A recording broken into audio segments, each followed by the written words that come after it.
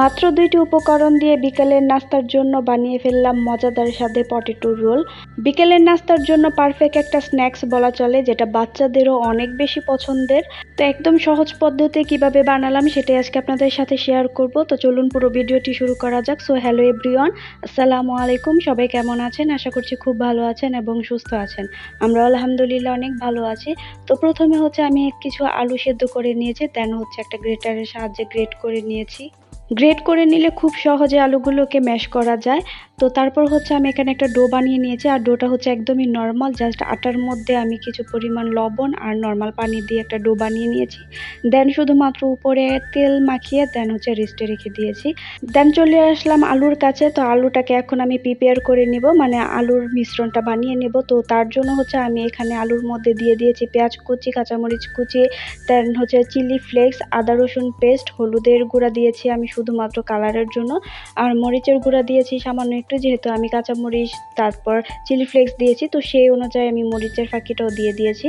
দেন দিয়ে দিলাম ধনিয়ার ফাঁকি, জিরার ফাঁকি, তারপর দিয়ে দিয়েছি একটু গরম মশলা, আর হচ্ছে লাস্ট হচ্ছে চাট মশলা। তো চাট মশলাটা এখানে মাস্ট লাগবে, না হলে স্বাদটা তেমন একটা ভালো পাওয়া যাবে না। তারপর হচ্ছে আমি লবণ দিয়ে ভালোভাবে মেখে নিয়েছি, অ্যান্ড সবার লাস্টে হচ্ছে আমি একটু সরিষার তেল দিয়ে আবার মেখে নিচ্ছি।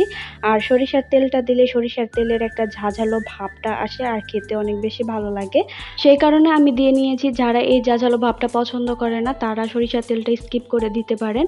তো তারপর হচ্ছে আমি যেই ডোটা বানিয়েছি সেই ডো থেকে কিছুটা অংশ নিয়ে তারপর একটা রুটি বানিয়ে নিয়েছিলাম। আসলে রুটি না, এটা হচ্ছে মানচিত্র। আমি যতই ট্রাই করি গোল করে রুটি বানানোর, বাট হয় না, সেই মানে আঁকা বাঁকা মানচিত্র হয়েই যায়। যাই হোক, ব্যাপার না। তারপর হচ্ছে যেই আমি মিশ্রণটা বানিয়েছিলাম আলুর, রুটির উপরে একদম চেপে চেপে বসিয়ে দিয়েছি। তারপর দেখতেই পাচ্ছেন যে কীভাবে আমি গোল করে মানে পেঁচিয়ে নিয়েছি। তো এভাবে পেঁচিয়ে দেন হচ্ছে আমি হাতে একটু হালকাভাবে একটু ডলে নিচ্ছিলাম, যেন একদম পারফেক্টভাবে সব কিছু একদম লেগে থাকে।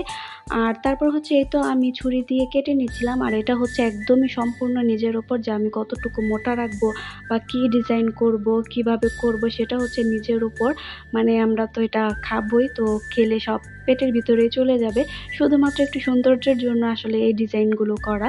সবকিছু রেডি করার পর চলে আসছি আমি ভাজার প্রিপারেশনে। তা ভাজার জন্য প্রথমে হচ্ছে আমি এখানে আটা নিয়ে নিয়েছি, তার মধ্যে একটু লবণ আর মরিচের গুঁড়ো দিয়ে মেখে নিয়েছি।